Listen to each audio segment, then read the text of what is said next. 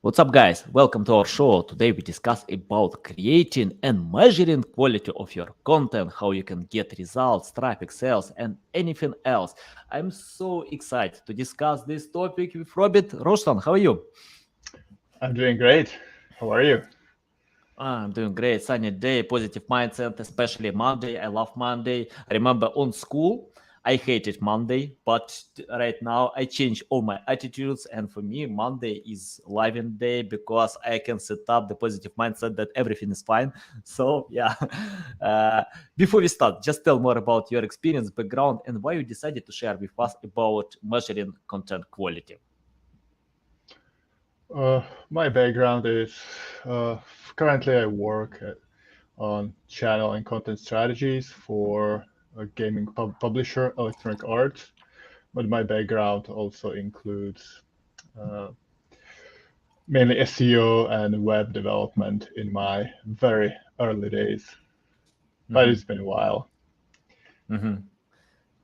Yeah, nice. Uh, okay, let's talk about content. Can you tell me, for example, how to measure the quality of content? Because, for example, I don't know, I created content, it's quality or not, it's subjective. Some people can think it's high quality, others can tell, no, it's nonsense, nothing special, just fluff. Can you tell from your experience, how do we know that content is quality and how to create quality content? For me, it really depends on the goal of the content, like and what you are trying to achieve with that, and your measurement strategy should kind of reflect that intent behind it. Because you can have several types of content on your website. You can go from news articles that are more informational, and Mm-hmm, you can go to product detail pages on retailer or e-commerce websites where it's all about conversion, where you can mm-hmm, have some content embedded in those pages as well because you're trying to educate the end user about your product. So I would first think about what's the purpose of that content, and yeah. each website can have multiple content types. So you may have multiple goals per each segment, and then define goals based on that. Mhm.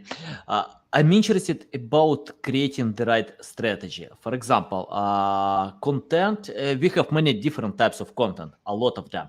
And as you mentioned, that you need to know the final goal, for example, like SEO traffic that converts or social media traffic, anything.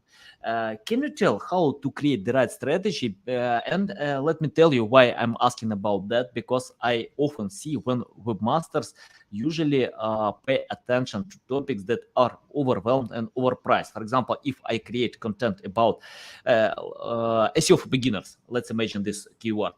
I think you can find 100, even 1,000 articles about that, a lot of ebooks, many free stuff. So why I need to create the same content? Probably I can create high quality content, but people have such content. Can you tell about creating the right strategy, for example, for new topics or trending topics, or where we can pay attention even for evergreen content? Don't copy others, replicate competitors, just to consider our unique selling proposition. Yeah, it's a good question. Like if you copy someone else, it's hard to overtake them. I've been quite fortunate over the last 5, 6, 7 years to work for Mhm, companies where if we write about something and publish on the website, we get rankings almost immediately. So we didn't have to be that creative. For us, whether it was the outdoor retailer MEC I used to work for or EA, like for us it's more important like what our players want, what they are interested mhm, in, and then we can produce content for that mhm, and gather rankings immediately. For smaller websites, it's definitely more challenging. Like your example, the beginners SEO 101. If you have a small website, it's quite hard to get any visibility for that. Usually, when I think about creating content, I think about what my audience would like to read and what can be successful even on social media, because search engines are only one distribution channel. And Yeah. I'm not a big fan of relying on once creating content for a single channel. It's good to kind of diversify your uh, traffic sources. So I'd probably look at topics. Hey, is this topic something that would be popular and resonate with our players, even if I post it on our social media? And if Mhm. so, does it really cover the topic? Is it deep enough?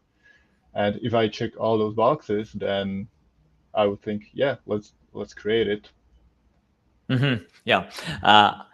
I have the question about the balance between quantity and quality. I often get this question: how many articles to write, how many pieces of content to create. But it's hard to create a lot of high quality content, and it's better to pay attention to quality without paying a lot of attention to quantity. But not always. Let me explain why. For example, we know about Gary Vee, and he proclaims that it's better to create quantity, not quality, because when you create a lot of quantity at scale, you can improve quality. It's like training, post as maximum as possible, share value, help others, and you can improve quality step by step to create much better content every single day. Because when you have no experience with creating content, how you can create this quality content? With consistency, you can do it.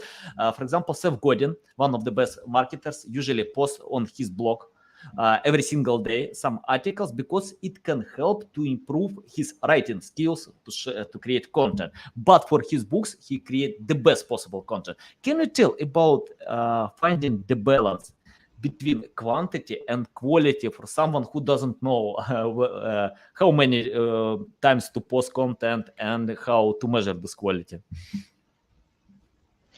Yeah, it's really interesting dynamic there, and uh, it's I'm usually a proponent of quality content, but Mhm. my recent background is in large corporations, so it's easier to generate something high quality, and we usually know what we are going after.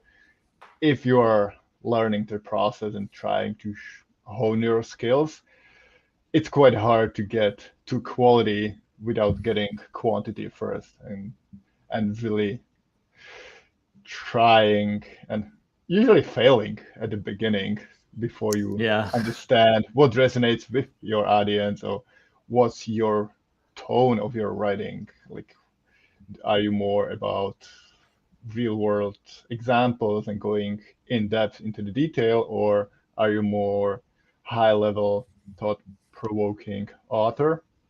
That's something each writer needs to get to at some point, and without writing out of content, I think it's quite hard to get there.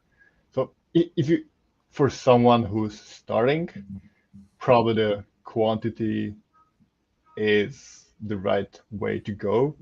But once you get to a certain level, when you're confident in your craft and when you're getting at what you're writing about, then probably I would start leaning more towards quality. Mhm. Yeah, you mentioned about failing. For me, it's hard to count how many times I failed to get results with my content, but failing is the part of the process. When you can learn from experience what doesn't work for you, what kind of content you can create, compete with others, but you can find your style, your type of content that will actually provide results. So yeah, I agree with that. And we have interesting question from Obi, and he wanna know how to generate creative ideas. Yeah, I like this question. Awesome question, because creative ideas, it's more important than just creating generic ideas that you can find everywhere. From your experience, how to find creative ideas? The question is what exactly a creative idea means. Mhm. For me, when I'm looking for ideas for content, I really like to spend some time on the internet and trying to read comments under videos about the topic. I try to go to Reddit forums, to the social media when you post something and then you watch the comments section about that particular topic. And very often you can spot and find some hidden gems, some questions that people may have that are not answered in the original content, but the people still want answers for. And usually that's my go-to places. You can use some tools that probably help to aggregate those things, but I quite like hands-on approach, really reading those things firsthand and try to extract and get my inner understanding, like, hey, would this resonate with my audience? And if yes, then and it's not covered anywhere else, or I can do it better, then for me it's a good content idea. Mhm. You mentioned a few times about the audience, the target audience. Can you tell how to learn the target audience? Because, for example, it's not about getting traffic or views or engagement. It's more about selling your products. For example, if you just get traffic that doesn't relate to a buying journey, you can't get results. Can you tell how to learn the audience and how to unite with our products? That's more a brand question rather than a content question, Mhm. because each brand should have a decent understanding who is their targeted customer Mhm. and where those people hang out and what like they like to consume. So I assume the knowledge is already within the company. If Mhm. not, understanding your audience, it's really for me about getting where they hang out, what they do, what they talk about. And if you already have some customers, try to ask them, try to get some information from them in exchange, like send a quick survey in exchange for a little discount for the next time to give them incentives to fill it out.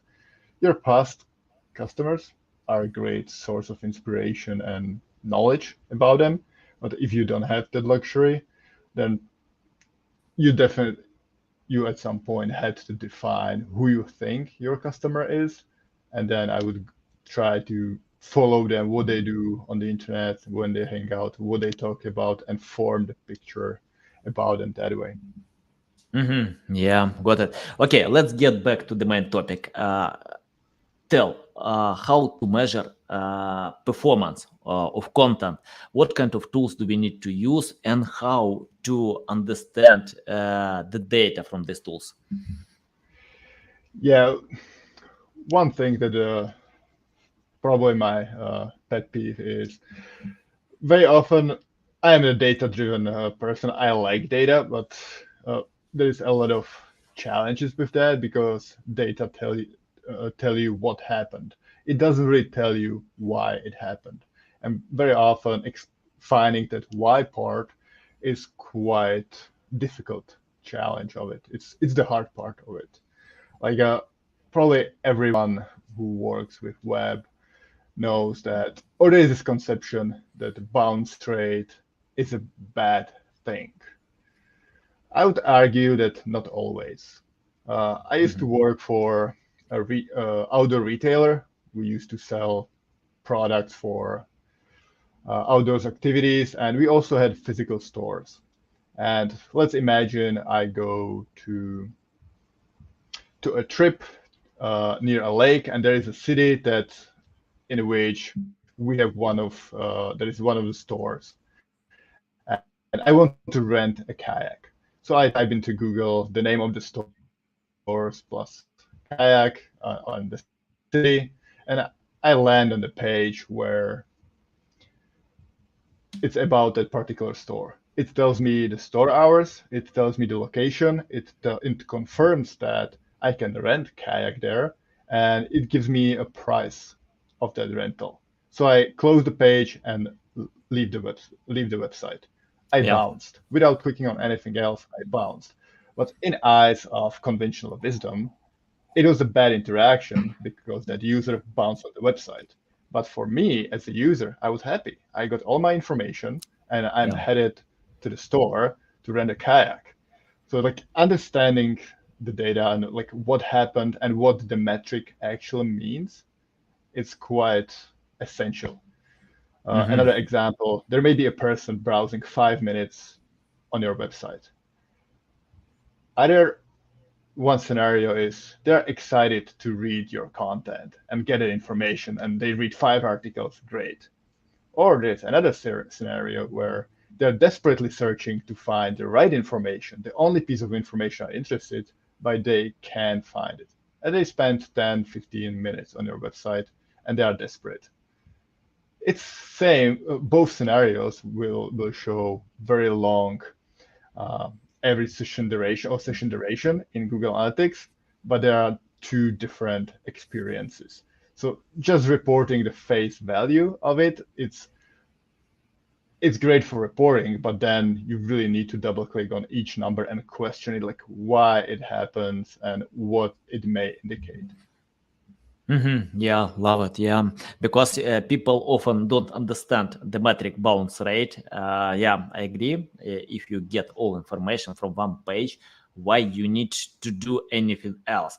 And Google considers bounce rate in 2 points. For example, if people get back to the search engine, that means yeah, it's not good, because people are looking more information. But if they get all information and don't provide any actions, that's okay. Yeah, you satisfied the intent, you got results. Yeah, it's a pity we can't measure dwell time because Google doesn't share this metric. But you need to understand user intent. So I think in GA4, Google Analytics 4, we can analyze another metric. It's like engagement rate, not bounce rate. So you can check out engagement rate and see how people can spend time on your website. For example, if they found a phone number or address or anything else, so yeah, that's okay. You satisfy the intent, just move forward and don't care a lot about bounce rate. That's why many pages have like 70, 80, 90% of bounce rate, but that's okay, just to go ahead. Can you tell about SEO in most cases? Because, I see that you have experience in SEO field, and can you tell about creating content with the SEO goal? Because of course we want to get more SEO traffic from Google, and today this channel brings more traffic than any other channels.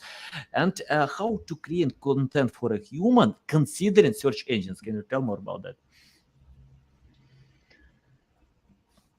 It's it's a tricky one, to be honest. It's a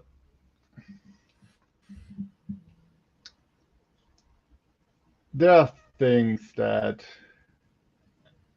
and the way I would answer it, it comes down to the customer journey and what they want to know and what they are interested in. Like, if they are searching for something, if there is active intent, like if they're asking search engines for information about something and you as a brand can answer it, then it's definitely an option to create content for that.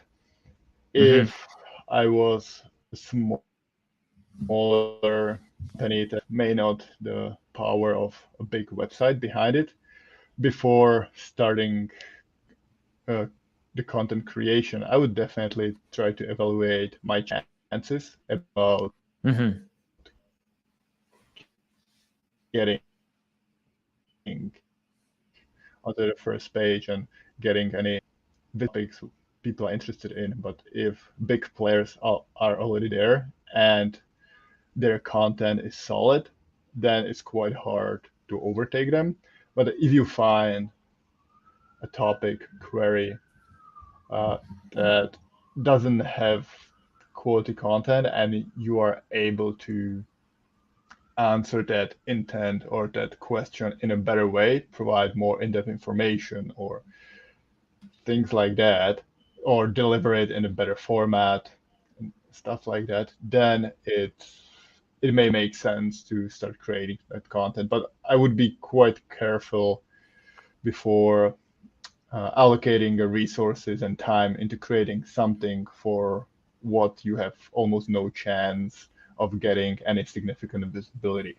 So I would probably start looking more into long tail and keywords that are not that popular and occupied by big players, and also try to find a unique angle to it, because what it gives you is a potential visibility in search engines, and b, a way to promote that content on social media and other channels, because your content will be genuinely interesting and unlike any other pieces of content out there. Yeah, I found on your LinkedIn profile that you like EA Sports. So, can you tell more about creating content with these topics? Because I think that PhD and any degrees can help to create content if you actually don't play these games. Can you tell more how to create content for EA Sports games? I would say it comes down to what our players want and what we can uniquely provide to them. Because there are a lot of content creators who can jump into the game and try to do cool stuff, but they don't have that much the level of access and capabilities that we have. So we very often try to look ways that only we can provide, and then created content if it fits into our strategy and marketing plans. But it's mainly about what we can bring to the table, and because our content creators are very active and there are a lot of content about our games. So if we can deliver something extra, what they can, because we have access to athletes or the developers of the game, then that's very often the direction we consider over generic content. And do you have networking of these content creators? Because the reason why I'm asking about that, most websites clients have struggle to create content, to find good content creators who can help them with that. It takes time to research, to hire the right people. Can you tell about finding people who can create high quality content for specific project? This will be probably a little bit shameless plug.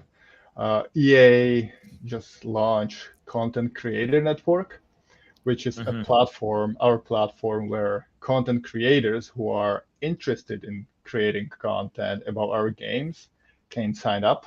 And if we have something that we want to produce and we don't have internal resources, or we feel like the community member is better suited for that type of content, then we communicate through the content creator network with them and make those arrangements that someone will create content and that we will promote on our channels. Can you tell about the main difference between common topics and EA topics? For example, when I promote finance websites or crypto websites, I usually pay attention to EAT, expertise, authority, trust, because it's important to share with the audience that they can trust us.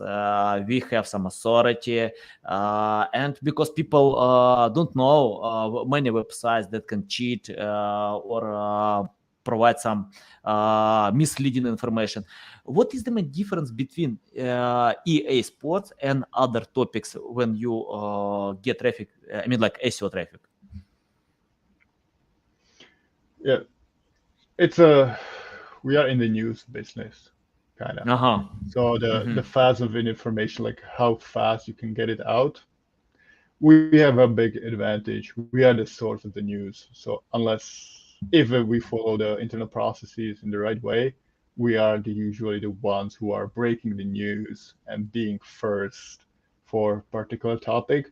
So this makes easier for us to get visibility in a search engine, because other people who create content about same thing needs to read it on our website first before they can create content or see it in our video or something.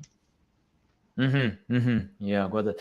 Can you tell about finding the right style of content? For example, we have video content, audio content, text-based content, web content. For example, how to find the right style that will relate to my customer's journey? Yeah, for certain topics, I don't think there is a single answer. For certain topics, it may be like a couple of formats, because some of your audience may prefer written word on your website, and a part of the audience may prefer consume the same content in video format. So it's quite tricky. Usually written, it's cheaper to produce, so many people skew towards that, especially brands, because for videos you need certain level of quality. I think content creators have little more flexibility into what they put into their videos. So we are trying to, or I'm trying to look at what's the format that's most likely deliver the desired information to the player in the best, most effective way. So if someone is looking at and trying to learn which button to press on controller in order to play game, probably a screenshot explaining what each button does is a good way. It's not the best thing for search engines to have an image with a lot of arrows and explaining each button, but for a player, that's probably the fastest way to understand what each button does in the game. So what we may do, we may publish a big image of the controller with notes besides each button, what it actually does, and underneath the image, we can transcribe that information into written words, so search engines can discover that content and provide it to users in search results. Yeah, interesting. What about the style? For example, I see for finance websites, people wanna consume stories. For example, how someone earned money, good money. They are looking for simple ways to earn money, and that's okay if you share a story that it takes time to learn. It's a risky game. You can lose as well. Can you tell about EA games? What kind of content people want to get? Stories, features, simple solutions, or anything else? I don't think the answer will be specific to EA. It will be a journal, like really what's the right medium, right format for that particular piece of information. Like it can, some information travel better written. Some information is better as a story, but some information like which button you should press in a game, it's hard to make a story around it. So it's for that kind of content, it's better to just claim the fact and let the player consume it in the quickest possible way. So it depends on the content what you are trying to communicate. The storytelling, of course, is big, especially in some of our games. But for content outside, and that's general for every industry, like not every topic must be a story, because it doesn't make sense for every single time to have a story around something that it's not really a story, it's just how to do certain things. Like a how-to type of queries, that's you don't really want to wrap it into a story. If a consumer has a challenge with assembling a furniture or rebooting a phone, like a mobile device, because there is some bug, as a reader, I'm not interested in how you ended up like in your day commuting and the bug appeared. Like I'm not interested in that part. I'm interested in solving my problem. So I feel like the story it's a feature of good writing, but not all topics need a story because sometimes you just need to help the user with a problem in the fastest way. Yeah. Mia, valuable, interesting about that. Can you tell what marketers not to do don't need to do today? Because it's obsolete, it doesn't work. But for example, in SEO field, I often see when the masters are chasing high volume keywords, when Wikipedia ranks, Amazon, many other big authoritative websites, it doesn't mean that we can't outrank them. It's possible, but it's really, really hard. When you need to have a lot of resources and it takes time. And for me, we have a lot of other topics where we actually can get results faster, much better results because high volume keywords don't convert a lot. They usually provide traffic, like to create brand awareness. Can you tell from your experience what marketers don't need to do today? Just one thing. I would stop chasing shiny new things. It's very often there are no strategies. Like I understand it may provide you a competitive edge or something like that, but very often the foundation, the basics are more important than the newest tweak in Google algorithm. Or I know like 5-6 years ago, structured data was at its origin and it was this big shiny thing. The structured data is a great thing, but it didn't provide almost any boost in search results, nothing really measurable. But many people spend inappropriate time in implementing structured data when crawlers had problem with crawling their website. And Yeah. so I would first really look into having very sound fundamentals and like the basics before start chasing this new shiny, sexy innovation improvements that can give you some visibility on Twitter for, hey, I've been using this, but that's not really working or delivering results that are comparable to the effort you put in. Yeah, love it. Okay, can you tell one thing that all marketers need to do today? It's very important. We can't avoid it, and all projects need to consider this one thing.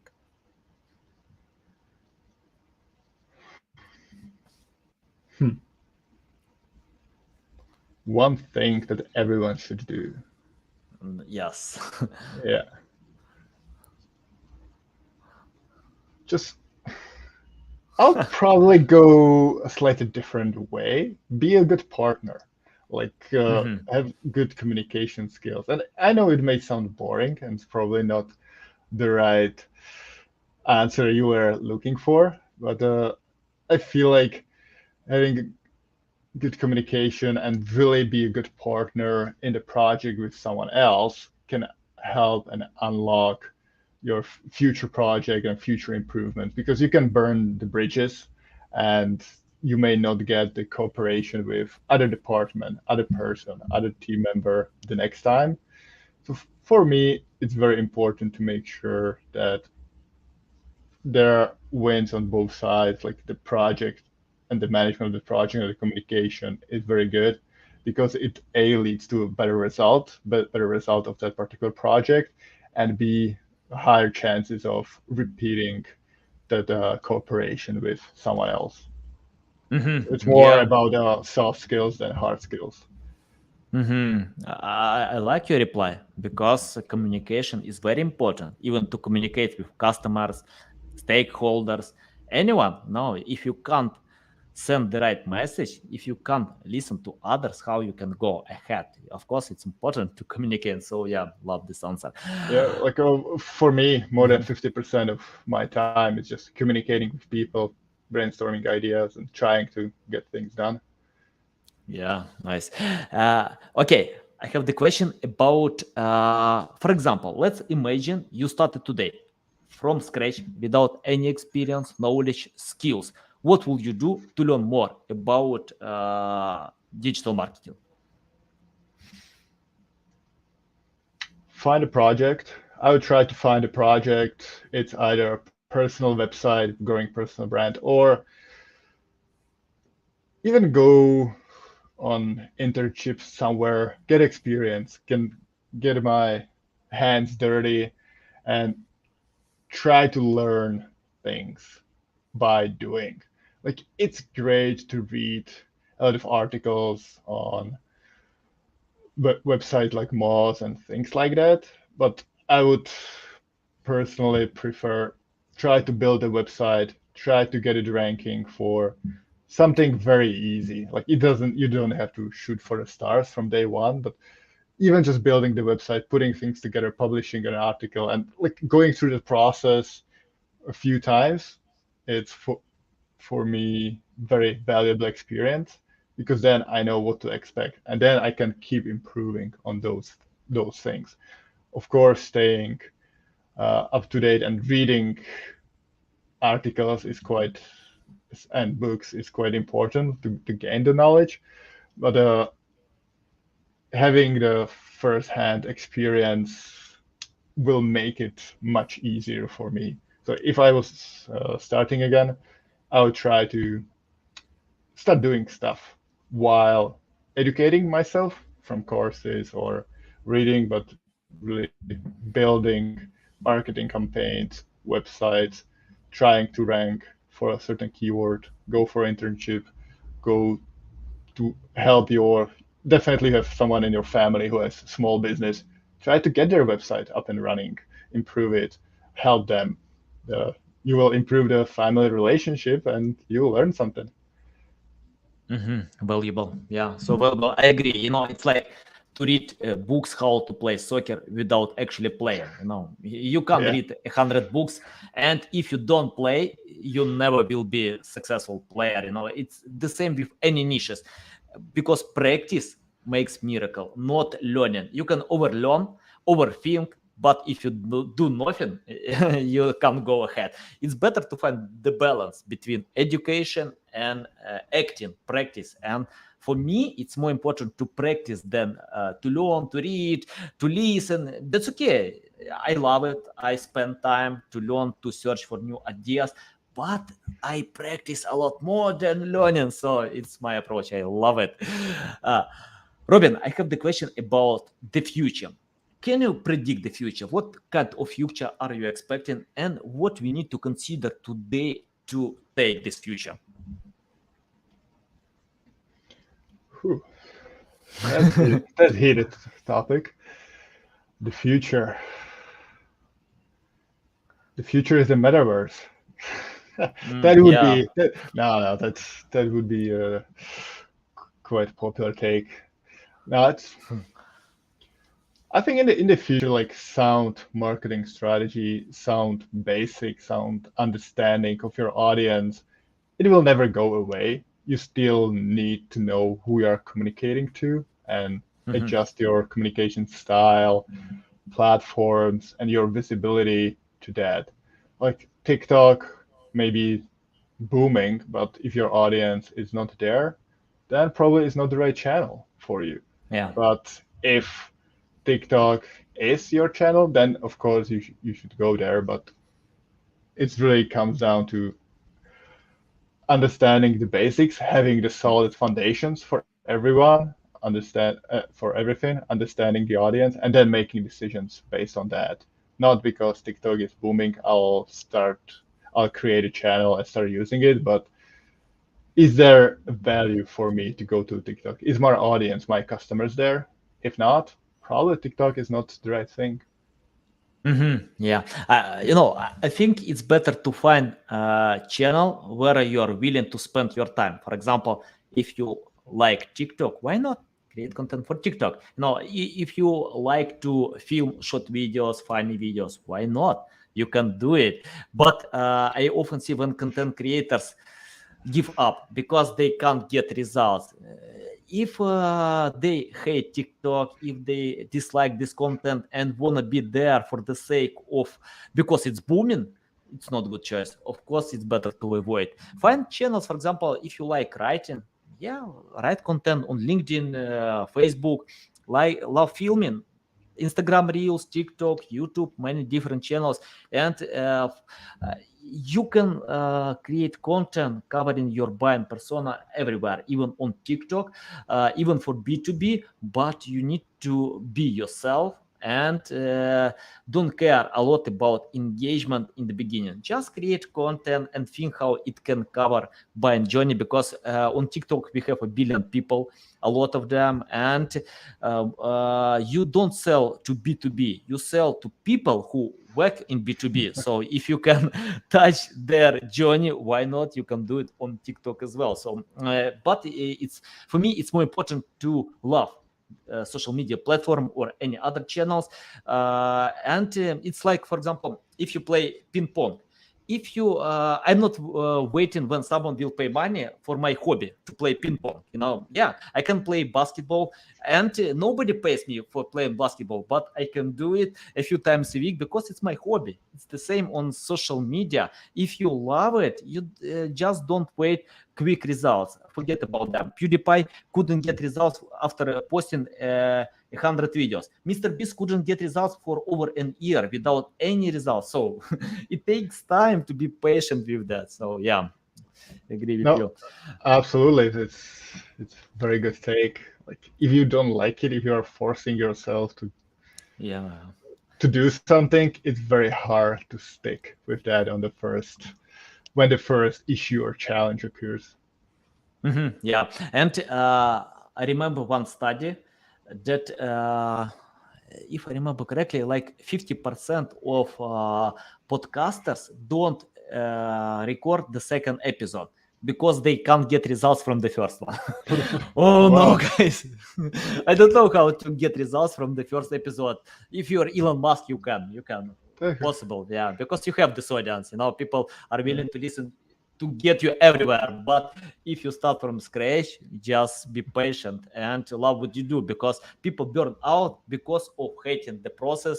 They want to achieve results, but they don't like the methods of achieving these results. Yeah, from my perspective. Robin, it's a big Yeah. pleasure to get on my show, to learn from you. Tell our audience how they can reach out to you, learn more about you, follow you. The best way to reach out to me is through LinkedIn, Robin Rozhon. I have quite a unique name, easy to find me, and yeah, that would be the main one. Yeah. Okay, guys, you can find this link to LinkedIn profile in the description below. Listen us on Apple, Google, Spotify. Thanks again for your time. A big pleasure. Welcome back anytime. I love all your insights. It's so valuable. Thanks, guys, for listening and watching us. Thank you for having me.